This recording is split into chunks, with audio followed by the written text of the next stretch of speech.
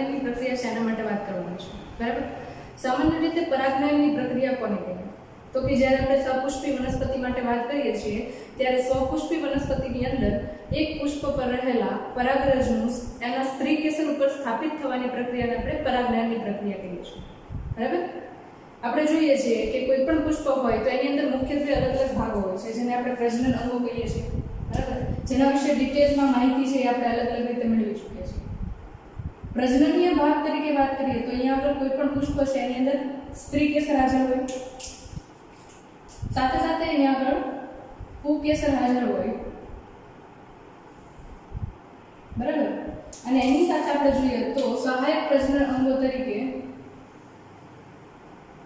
પુષ્પ છે એમની અંદર બીજા અલગ અલગ ચક્રો છે એ જોવા મળે છે, જેમાં એક જે છે એને કહીએ છીએ આપણે દલપત્ર,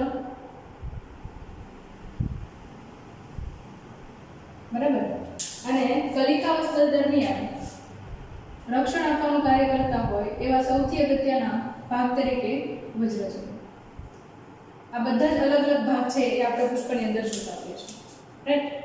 તો પુષ્પની અંદર જ્યારે આપણે પરાગનયનની પ્રક્રિયા માટે વાત કરીએ છીએ ત્યારે એમાં આપણે અલગ અલગ ભાગો જોઈએ છીએ। એમાં ખાસ કરીને આ છે એને આપણે શું કહીએ છીએ? નર પ્રજનન અંગ, ખાસ કરીને પુકેસર, બરાબર। બીજું જે છે આપણી પાસે છે વચ્ચેની તરફ સ્ત્રી કેસર, માદા પ્રજનન અંગ। બંનેની અંદર જ્યારે જન્યુજનન પ્રક્રિયા પૂર્ણ થાય છે ત્યારે જન્યુજનનની પ્રક્રિયાના અંતે પુકેસર છે એ પરાગરજ ઉત્પન્ન કરે છે, બરાબર, એ ઉત્પન્ન કરે છે એને કહીએ છીએ આપણે પરાગરજ। અને સ્ત્રી કેસર જે ઉત્પન્ન કરે છે એને આપણે કહીએ છીએ અંડકોશ, બરાબર।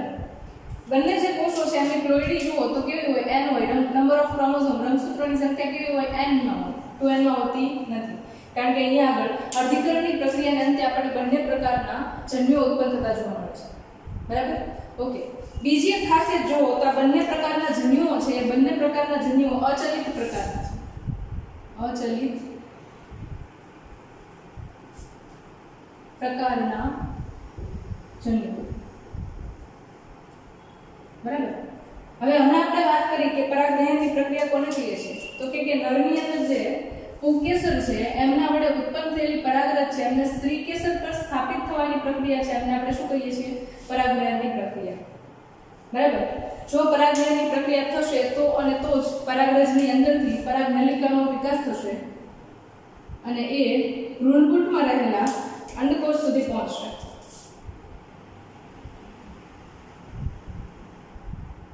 બરાબર। આ અંડકોષ છે ત્યાં સુધી પહોંચશે।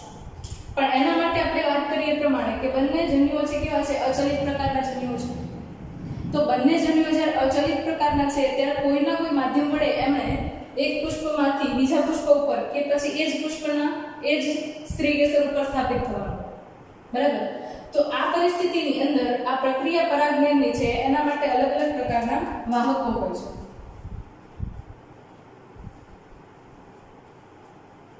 બરાબર। વાહકોના આધારે પરાગનયનની પ્રક્રિયા છે એને અલગ અલગ ભાગની અંદર આપણે વિભાજિત કરીએ છીએ, બરાબર। ફોર એક્ઝામ્પલ અજૈવિક પરાગનયનની પ્રક્રિયા અને જૈવિક પરાગનયનની પ્રક્રિયા। અજૈવિક પરાગનયનની પ્રક્રિયામાં કોનો સમાવેશ થાય છે? તો કે અજૈવિક ઘટકો તરીકે આપણી પાસે બે છે, એકને કહીએ છીએ હવાના માધ્યમ એટલે કે પવન દ્વારા અને બીજું જે છે એને કહીએ છીએ પાણીના માધ્યમ વડે, બરાબર। તો બે માધ્યમ વડે અહીંયા પરાગનયનની પ્રક્રિયા થાય છે। બીજું કહીએ કે જૈવિક કારકો વડે પરાગનયનની પ્રક્રિયા। તો જૈવિક કારકો વડે જે પરાગનયનની પ્રક્રિયા થાય છે એની અંદર કોણ હોય છે? તો કે આપણને ખબર છે કે પૃથ્વી પર અલગ અલગ પ્રકારના ઘણા બધા સજીવો છે। તો પૃથ્વી પર જોવા મળતા અલગ અલગ પ્રકારના દરેક સજીવો છે એ પુષ્પમાંથી પરાગરજને સ્ત્રી કેસર ઉપર સ્થાપિત થવાની પ્રક્રિયામાં ભાગ ભજવે છે, બરાબર। તો એ પ્રક્રિયા છે એના માટે આપણે ખાસ વાત કરીએ છીએ। તો આવા સજીવો તરીકે કયા કયા હોય છે? તો કે સસ્તન પ્રાણી હોય, વિહગ હોય, સરીસૃપ હોય, કીટક વર્ગ હોય, સંધિપાદ સમુદાય હોય, બરાબર। આવા ઘણા બધા ઘટકો છે એ પરાગનયનની પ્રક્રિયા છે એની અંદર ભાગ ભજવતા હોય છે। એ જે છે એ ટોપિક આપણે આગળના લેક્ચર્સની અંદર સ્ટડી કરશું। હાલમાં આપણે પરાગનયનની પ્રક્રિયા છે એના માટે વાત કરીએ, બરાબર, ઓકે। પરાગરજ જે છે એ પોતાના જ પુષ્પની છે કે પછી બીજા કોઈ પુષ્પમાંથી આવીને સ્થાપિત થયેલી છે? એટલે કહેવાનો મતલબ એવો છે કે પોતાની જ વનસ્પતિમાં સમાન જનની દ્રવ્ય ધરાવતા પરાગરજ વડે ફલનની પ્રક્રિયા થાય છે કે પરાગનયનની પ્રક્રિયા થાય છે કે પછી બીજી કોઈ વનસ્પતિ ઉપરથી આવીને પરાગનયનની પ્રક્રિયા થાય છે? એના આધારે આપણે પરાગનયનની પ્રક્રિયા જે છે એને બે ભાગની અંદર વિભાજિત કરીએ છીએ. બરાબર. પહેલા આપણે કહીએ છીએ પહેલું જે છે એને આપણે કહીએ છીએ સ્વપરાગનયન, જેને ઇંગ્લિશમાં કહેવાય છે સેલ્ફ પોલિનેશન.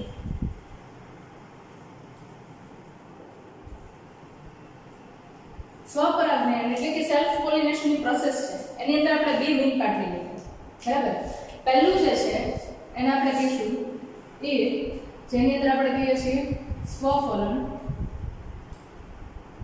જેને કહીએ છીએ આપણે ઓટોગેમી. ઓકે, અહીંયા એક ખાસ વસ્તુ ધ્યાનમાં રાખવા જેવી છે. તમારે લોકો અહીંયા ઇંગ્લિશ વર્ડ્સ અને ગુજરાતી વર્ડ્સ બંનેને યાદ રાખવાની ટ્રાય કરવાની છે. ઘણીવાર એવું બનશે કે તમને ઇંગ્લિશ વર્ડ્સ છે એ જ ક્વેશ્ચન તરીકે આપેલા હોય, પણ તમે ઇંગ્લિશ વર્ડ્સ ઉપર ધ્યાન ન આપ્યું હોય એટલે MCQ સોલ્વ કરતી વખતે પ્રોબ્લેમ થઈ છે. બરાબર. તો અહીંયા આગળ યાદ રાખતા જજો કે સ્વફલન એટલે ઓટોગેમીની પ્રોસેસ થાય. બરાબર. ઓકે, તો સ્વફલનની પ્રક્રિયા કોનામાં જોવા મળે? સૌથી પહેલી કન્ડિશન છે અહીંયા આગળ સ્વફલનની પ્રક્રિયા આપણને દ્વિલિંગી પુષ્પોમાં જોવા મળશે.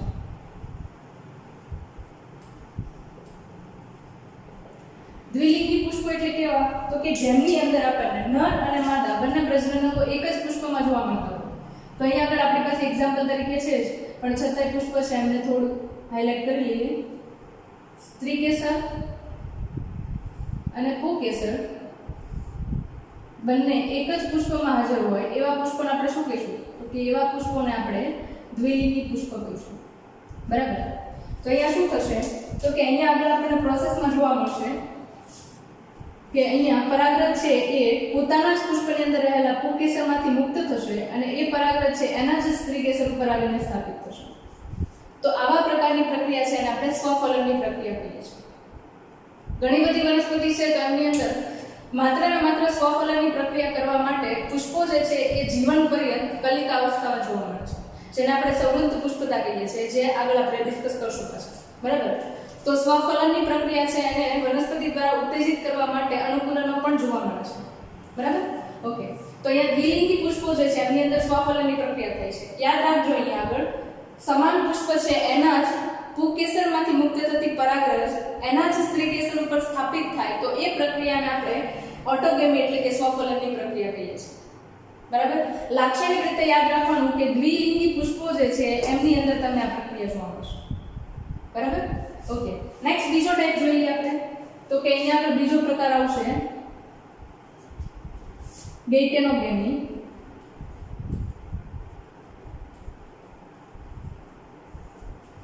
એને ઇંગ્લિશમાં પણ ગેઇટેનોગેમી તરીકે જ ઓળખાય છે. ઓકે, ગેઇટેનોગેમી જે છે એની અંદર તમને શું જોવા મળે છે? તો કે અહીંયા આગળ પ્રક્રિયા જે છે આમ જુઓ તો તમે સ્વફલનની પ્રક્રિયા છે એવું કહી શકો, અને આમ જુઓ તો તમે પરફલનની પ્રક્રિયા કહી શકો છો. સ્વફલનની પ્રક્રિયા માટે આપણે શું કીધું? તો કે એના માટે આપણે એવું કહીએ છીએ કે એક જ પુષ્પના પરાગાશયમાંથી મુક્ત થયેલી પરાગાશયમાંથી મુક્ત થયેલી પરાગરજ એના જ સ્ત્રીકેસર ઉપર સ્થાપિત થવી જોઈએ. તો આપણે એને શું કહીએ છીએ? સ્વફલનની પ્રક્રિયા કહીએ છીએ. બરાબર. તો સેમ વે અહીંયા આગળ શું છે? તો કે વનસ્પતિ એક જ છે, પ્લાન્ટ છે કેવું છે? એક જ છે, છોડ એક જ છે, પણ એની અંદર બે અલગ અલગ પ્રકારના પુષ્પો જોવા મળે છે. બે અલગ અલગ પ્રકારના પુષ્પો એટલે તો કે હું એવું કહી શકું કે અહીંયા આગળ એક લિંગી પુષ્પ છે, પણ વનસ્પતિ કેવી છે? તો કે વનસ્પતિ જે છે એ એક સંધિ છે. બરાબર. આની અંદર બિલકુલ કન્ફ્યુઝ થવાની જરૂર નથી. બરાબર. વનસ્પતિ છે એ એક જ છે, વનસ્પતિ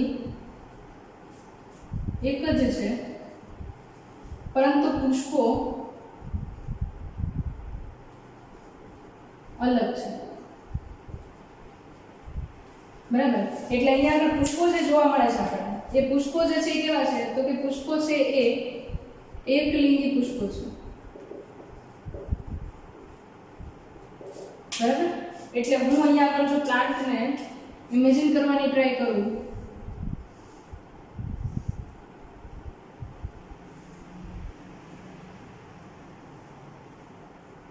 મૂળ તંત્ર ઉપરની તરફ પ્રરોઢ તંત્ર. બરાબર.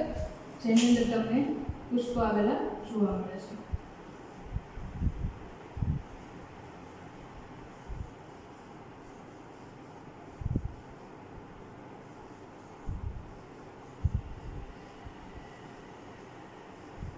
ઓકે, તો અહીંયા આગળ તમે જુઓ, અહીંયા આગળ હાજર પુષ્પ છે એક, અહીંયા આગળ બીજું પુષ્પ હાજર છે, બરાબર. હવે આ જોઈએ તો અહીંયા આગળ જે પુષ્પ છે એની અંદર માત્ર ને માત્ર તમને સ્ત્રી કેસર હાજર જોવા મળે છે, બરાબર. જ્યારે આ વનસ્પતિમાં બીજી જગ્યાએ પુષ્પ હાજર છે એની અંદર માત્ર ને માત્ર પુકેસર જોવા મળે છે.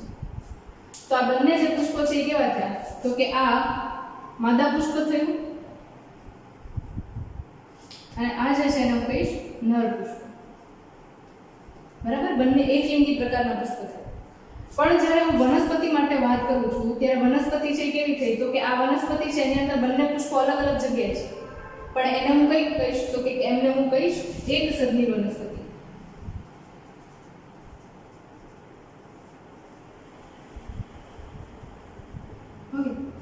હવે તમે જુઓ તો અહીંયા આગળ પરાગવાહકોની જરૂરિયાત રહેશે, કારણ કે બંને પુષ્પો જે છે એ અલગ અલગ જગ્યાએ આવેલા છે, એટલે અહીંયાથી પરાગરજ છે અને અહીંયા ટ્રાન્સફર કરવા માટે પરાગવાહકોની જરૂરિયાત આપણને અહીંયા આગળ રહેશે. ઓકે, નેક્સ્ટ એના પછી વાત કરીએ તો અહીંયા આગળ એકલિંગી પુષ્પો જે છે, બરાબર, એ એક જ છોડમાંથી ઉત્પન્ન થાય છે, એટલે હું એવું કહી શકું કે જેનેટિક બંધારણ છે બંને પુષ્પોનું કેવું હશે? સમાન હશે, બરાબર. પણ પરિસ્થિતિકીય રીતે જોઈએ તો અહીંયા આગળ બંને પુષ્પો છે એમના સ્થાન અલગ અલગ છે અને એક પુષ્પ ઉપરથી બીજા પુષ્પ ઉપર પરાગરજ છે એનું ટ્રાન્સફર થાય છે, તો એ પ્રક્રિયાને હું પરપરાગનયન પણ કહી શકું. પણ આને આપણે સ્વફલનની પ્રક્રિયા એટલે કે સ્વપરાગનયનની પ્રક્રિયા છે એનો જ એક ભાગ બને છે, બરાબર. તો આવી એકસદની વનસ્પતિ છે એ કઈ કઈ હોઈ શકે? તો કે એક્ઝામ્પલ તરીકે આપણે અહીંયા આગળ લખી શકીએ મકાઈ. આઈ થિંક તમે મકાઈનો છોડ જોયો હોય તો એની અંદર કંઈક લાક્ષણિક રીતે આવું જોવા મળે. નીચેની તરફ મકાઈ જે છે એ આવેલી જોવા મળે,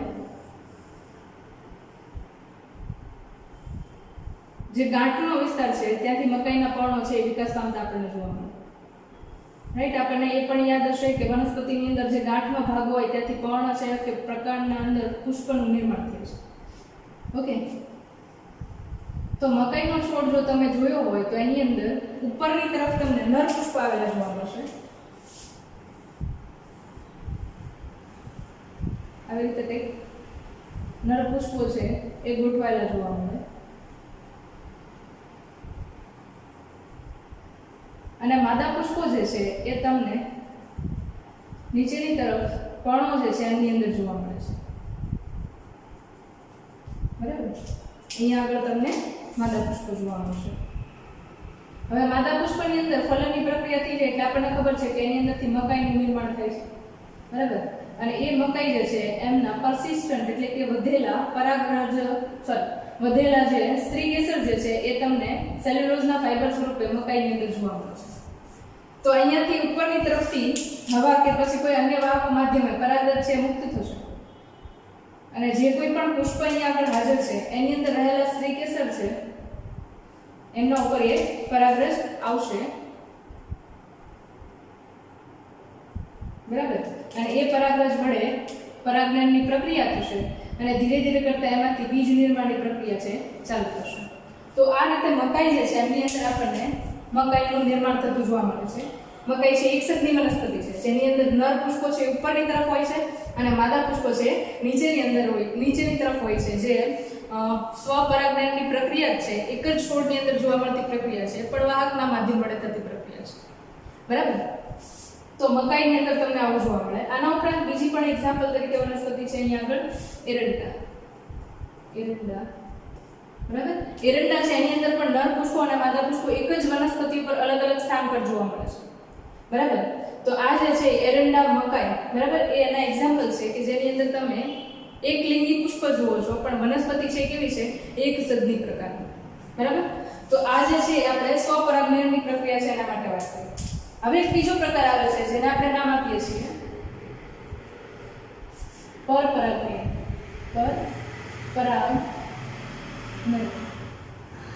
ઇંગ્લિશમાં એને કહીએ છીએ આપણે ક્રોસ પોલિનેશન.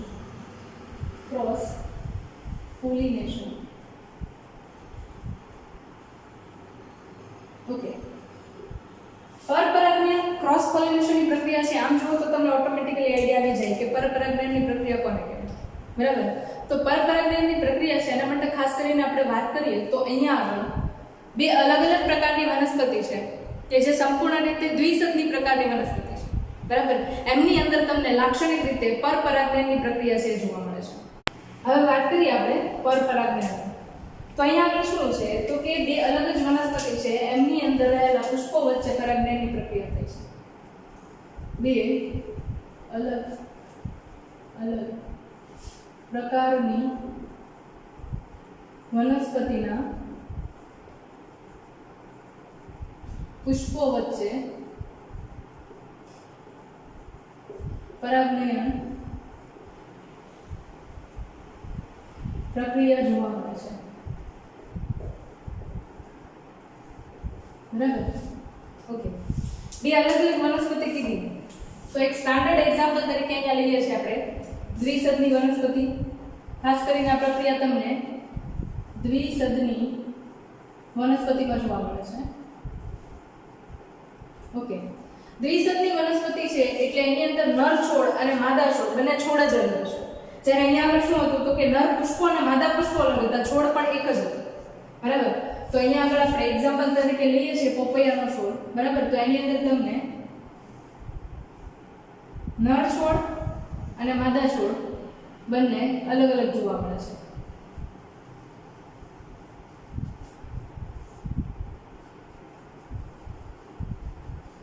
ઠીક, આવા પ્રકારના પપૈયાના પર્ણો હોય છે.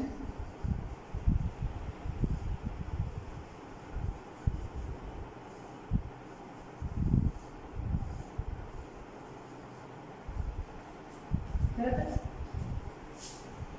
ઓકે, આ જે છે ધારો કે નર છોડ છે. બરાબર. અને અહીંયા આગળ બાજુમાં એક આપણે હજી એક પ્લાન્ટ લઈ લઈએ જેને આપણે કહીશું માદા છોડ. બરાબર.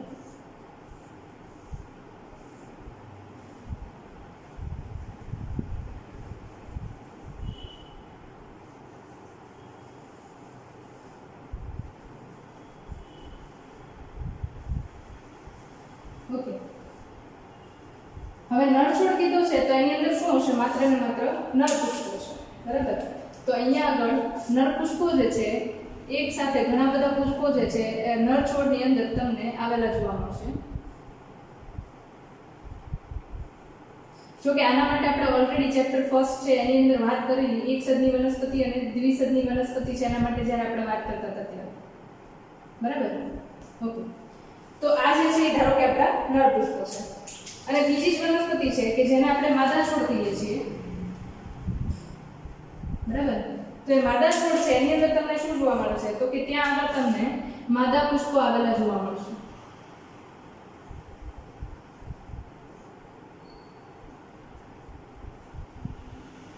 બરાબર.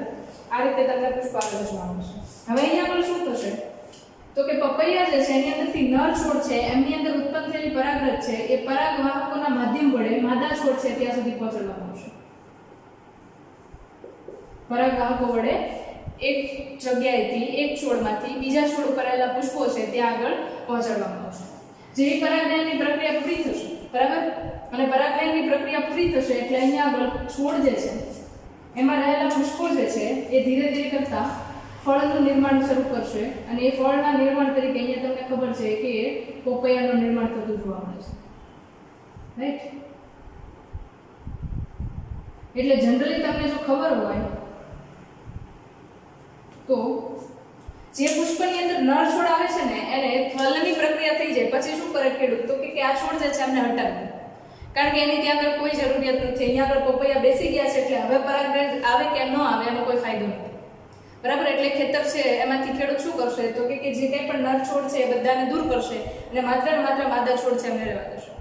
કારણ કે નર છોડ છે એનું હવે કંઈ કાર્ય છે નહીં, એ જમીનમાંથી ખાલી પોષણ લેવાનું કામ કરશે અને વૃદ્ધિ કરશે. બરાબર. હવે જ્યારે નેક્સ્ટ સીઝન આવશે ત્યારે ફરીથી નર છોડ અને માદા છોડ બંનેને ફરીથી ઉછેરવામાં આવશે. બરાબર. જો આમ કે જોઈએ તો માદા છોડ છે એ લગભગ 3-4 વર્ષ સુધી પપૈયા આપવા માટે સક્ષમ છે. બરાબર. પણ નર છોડ છે એ દર વર્ષે આપણે નવા ઉગાવી શકીએ છીએ.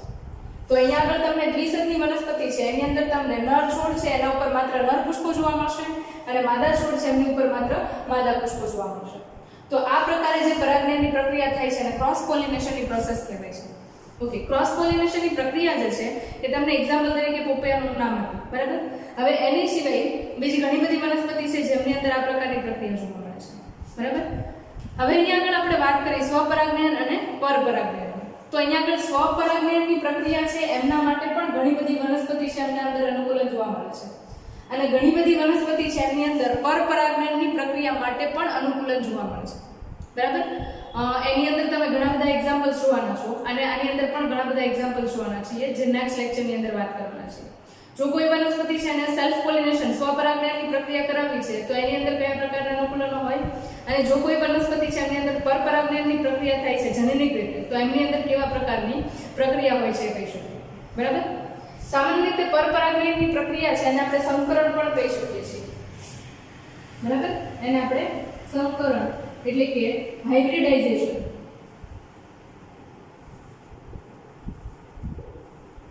બરાબર એને હાઇબ્રિડાઇઝેશન પણ કહી શકીએ છીએ.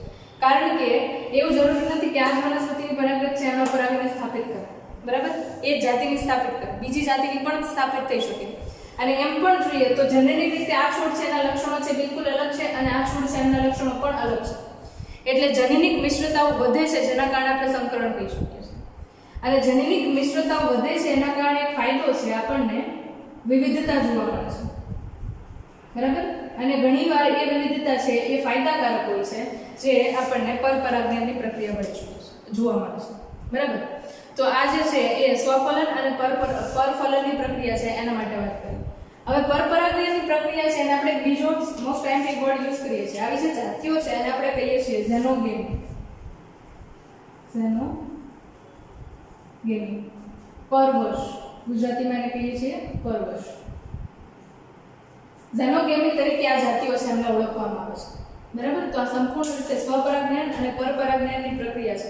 આને રિલેટેડ કોઈ તમને ડાઉટ હોય તો તમે કમેન્ટ બોક્સમાં મૂકી શકો છો. હું ટ્રાય કરીશ કે એમને આન્સર આપી શકું.